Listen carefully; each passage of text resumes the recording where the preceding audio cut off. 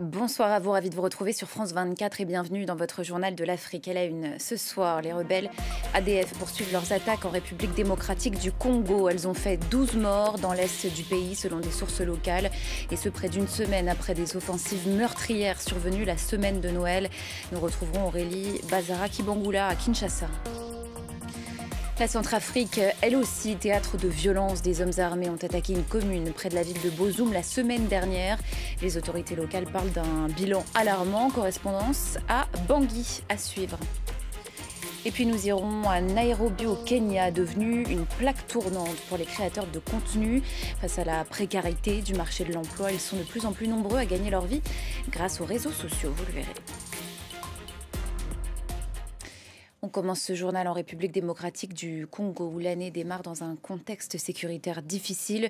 De nouveaux massacres ont été signalés dans l'est du pays, attaques attribuées aux rebelles des ADF, les forces démocratiques alliées affiliées au groupe djihadiste État islamique. Bilan, je vous le disais, au moins 12 morts selon des sources locales. Précision signée Aurélie Bazara-Kibangula. Les attaques des ADF sont quasiment quotidiennes dans la province du Nord Kivu et de l'Ituri. C'est le cri d'alerte lancé par la société civile. Une nouvelle attaque des ADF a été déjouée par l'armée congolaise dans la nuit du 2 au 3 janvier, selon plusieurs sources du territoire de Beni. Alors ces dernières semaines, les ADF des rebelles à l'origine ougandais affiliés à l'État islamique ont multiplié les attaques contre les civils. Rien que ces 2 derniers jours, au moins 12 personnes ont été tuées dans le secteur Bapéré. Des maisons ont été pillées et incendiées. Alors depuis novembre, ce sont au moins 50 personnes qui ont été tuées selon un bilan encore provisoire fourni par la société civile sur place. Alors la RDC et l'Ouganda ont lancé fin 2021 une opération conjointe pour faire face à ces attaques. Mais cette offensive peine à faire baisser le niveau de violence contre les civils. Selon les spécialistes des questions sécuritaires, cette opération conjointe a même poussé les rebelles à s'enfoncer dans les territoires congolais. Un moyen, disent-ils, pour les rebelles d'éviter tout affrontement avec les militaires. Violence également en Centrafrique où des hommes armés ont attaqué une commune près de la ville de Bozoum. C'était il y a un peu plus d'une semaine. Les autorités locales, je vous le disais, parlent d'un bilan alarmant. Et désormais, la société civile réclame des comptes au gouvernement. Vous voyez les informations depuis Bangui avec notre correspondant Pacôme Pamanji. La tension est restée vive dans la région après les attaques armées qui ont visé des chantiers minés à la périphérie de la ville de Bozoum dans l'Ompende. Dès les premiers rapports sur l'incident, le bilan n'a cessé de s'alourdir. Les autorités locales parlent d'une quinzaine de villageois tués. L'adjoint au maire de la ville de Bozoum a indiqué de son côté que des fouilles sont en cours à la recherche d'autres victimes. Ce bilan ne laisse pas indifférents les organisations de la société civile. C'est une tuerie de trop. Déjà, en réalité, lorsqu'il y a une perte des vies humaines, on ne doit pas parler d'une tuerie de tout. Un Centrafricain qui trouve la mort dans des conditions pareilles, l'État doit rendre compte. Il faut amener les gens, il faut amener l'élite politique dirigeante à comprendre que la vie est sacrée. Et aujourd'hui, demander une enquête, c'est le b.a.-ba. Que la lumière soit faite, ce n'est que normal. Mais je vais dire que nous sommes fatigués de condamner. Nous sommes fatigués de demander des enquêtes qui n'aboutissent ou qui ne débouchent sur rien. Et c'est pour ça qu'il faut être davantage plus sévère et il faut être exigeant. Les rebelles du groupe armé 3R sont accusés d'avoir mené cette attaque. C'est le groupe armé le plus actif du nord-ouest du pays.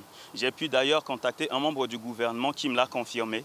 L'attaque est attribuée aux rebelles des 3R, membres de la coalition des patriotes pour le changement CPC, en lutte contre le pouvoir en place.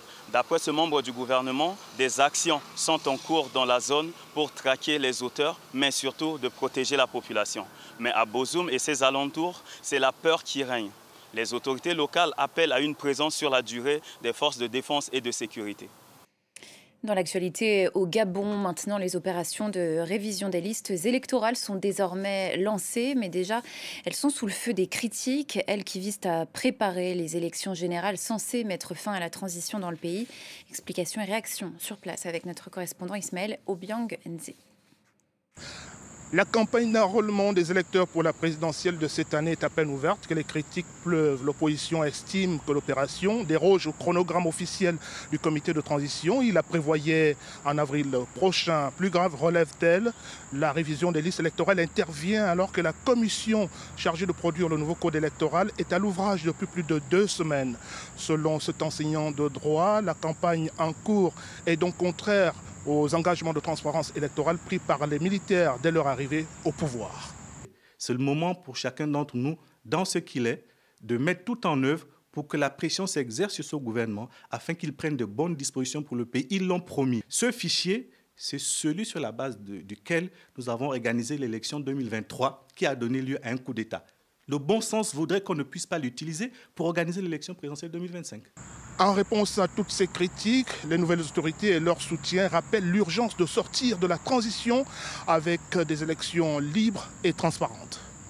Les autorités de la transition ont pensé que pendant que nous sommes en train de valider la rédaction du code électoral, dans le même temps, on pouvait déjà lancer les opérations de révision des listes électorales pour ne pas traîner en longueur inutilement.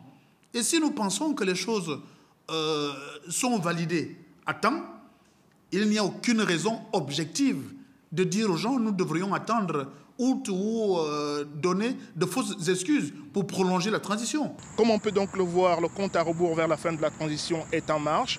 Mais 2 inconnus à l'agenda, la date officielle du scrutin et la décision du chef d'État Oligui Nguema de se porter candidat ou non à la prochaine élection présidentielle. La prochaine élection présidentielle également au centre des préoccupations au Cameroun. Dans le pays, l'Elecam, l'organisme de gestion des élections, est au cœur d'une polémique. Selon ces listes, un peu plus de 7 800 000 électeurs sont inscrits, mais ces chiffres sont contestés par l'opposition et par une partie de la société civile. On fait le point avec notre correspondant à Yaoundé, Marcel Amoko. La publication des listes actualisées du fichier électoral 2024 par Elecam la semaine dernière a provoqué la colère de l'opposition et de la société civile. Jean-Michel Nietzsche, soutien déclaré de la candidature de l'opposant Maurice Kamto à l'élection présidentielle de 2025, parle d'une véritable déclaration de guerre et dénonce le manque de transparence d'Elections Cameroun qui a omis de publier les listes comme le prévoit la loi électorale. Selon les chiffres rendus publics par Elections Cameroun, un peu moins de 8 millions d'électeurs sur le plan national et un peu moins de 27 000 dans la diaspora sont régulièrement inscrits. Des chiffres là encore contestés par Hilaire Kamga, expert des questions électorales, qui s'étonne que ces chiffres soient très en deçà des projections de l'opposition et de la société civile qui estiment à 15 millions le potentiel d'électeurs au Cameroun. Alors que les Camerounais peuvent de nouveau s'inscrire sur les listes électorales depuis le 2 janvier dernier, les acteurs politiques ont jusqu'au 31 août pour une mobilisation tous azimuts afin d'atteindre au moins le chiffre des 10 000 électeurs inscrits, estime l'expert. Faute de quoi préconise-t-il un décret présidentiel rendant obligatoire le vote pour tout citoyen en âge de voter devra être pris par le président camerounais Paul Biya. Un président camerounais âgé de 92 ans, dont 42 au pouvoir, qui lors de son adresse à la nation le 31 décembre dernier a laissé entrevoir l'éventualité qu'il soit candidat à sa propre succession pour un nouveau mandat de 7 ans en octobre prochain. Comment relancer le marché du caoutchouc en Côte d'Ivoire face aux nouvelles règles européennes? La filière se mobilise dans le pays. Des normes qui visent à lutter contre la déforestation liée aux importations, notamment. Un défi pour le secteur qui doit s'adapter, répondre à ces nouvelles exigences, mais sans freiner sa production. Alors comment faire? Voyez des éléments de réponse en images avec ce reportage de ma camarade Damien Kofi avec Clémence Valère. En Côte d'Ivoire, où le caoutchouc naturel est une ressource vitale, les producteurs affrontent de nouvelles règles européennes. Pour Jacques Adi, cultivateur depuis 20 ans, ces normes pourraient relancer un marché européen affaibli. Nous sommes en train de travailler à fond et sachez que déjà l'Europe consomme environ 25% de l'offre de caoutchouc de la Côte d'Ivoire. Donc c'est un marché important. Compte tenu de la crise aussi en Ukraine, sinon si la consommation au niveau de l'Europe augmente, nous pensons qu'entre 30 et 35%, 40%, ça pourrait permettre de relever les prix.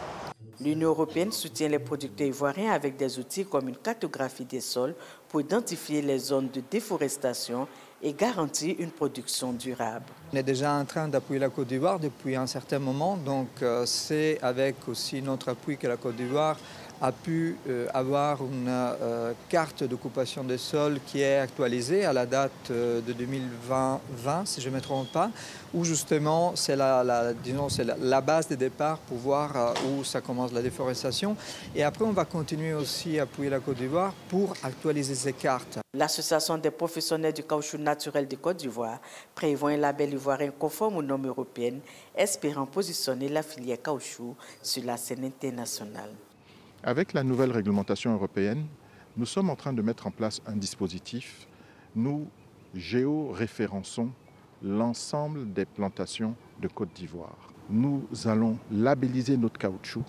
La commission est déjà en place pour obliger les opérateurs économiques installés en Côte d'Ivoire à exporter qu'un caoutchouc qui respecte la norme du futur caoutchouc ivoirien. Adopté en 2023, le règlement de déforestation de l'Union européenne vise à éradiquer la déforestation liée aux importations. En Côte d'Ivoire, la filière impliquant plus d'1 million de personnes bénéficie de subventions et d'une centrale de risque pour atténuer les coûts de transition. On s'intéresse maintenant à un phénomène qui prend de l'ampleur au Kenya. Dans le pays, 67% des jeunes sont au chômage. Alors face à la précarité du marché de l'emploi, ils sont de plus en plus nombreux à se tourner vers la création de contenu pour gagner leur vie. Comment YouTube, TikTok ou encore Instagram leur offrent une chance de joindre les deux bouts? Eh bien, on voit tout cela avec Clémence Valère. Il ne s'agit pas d'une fête de rue, mais d'une simple journée au bureau. Cette place de Nairobi est devenue une plaque tournante pour les créateurs de contenu des médias sociaux kenyans. Pour Vincent Otieno et son groupe de danseurs, l'affichage en ligne permet à chaque membre de gagner environ 120 $ par mois. Des rentrées d'argent grâce aux pourboires de leurs fans sur TikTok, aux publicités sur YouTube et en se produisant lors de soirées. La création de contenu nous aide à payer nos factures et nous postons également sur Instagram, TikTok et YouTube, où nous gagnons une centaine de dollars par mois, ce qui est mieux que rien. Le système D pour ces jeunes, dans un pays où le taux de chômage s'élève à 12,7%. Et selon la Fédération des employeurs du Kenya, il atteint les 67% chez les moins de 35 ans. J'ai obtenu une licence d'infirmier en santé publique, mais juste après avoir obtenu mon diplôme, j'ai eu le choc de constater qu'il n'y avait pas d'emploi dans notre pays. Et j'ai donc dû faire preuve d'innovation. Pour Angéline Mouema, étudiante à l'université, l'incertitude de se retrouver au chômage après l'obtention de son diplôme l'a poussée à trouver d'autres sources de revenus. Avec ses deux amis, elle crée du contenu depuis un peu plus d'1 an et gagne environ 600 $ par mois en interagissant avec leurs followers. Au final, je serai peut-être diplômée, oui, mais il y a le risque de me retrouver sans emploi. Alors il vaut mieux que je fasse ces vidéos et que j'obtienne quelque chose. L'espoir de devenir riche en tant que créateur de contenu est mince, mais les réseaux sociaux leur ont offert un moyen alternatif de subvenir à leurs besoins et une opportunité de transformer leurs activités en entreprises florissantes. Et c'est la fin de ce journal. Merci pour votre attention. Excellente soirée à vous sur France 24.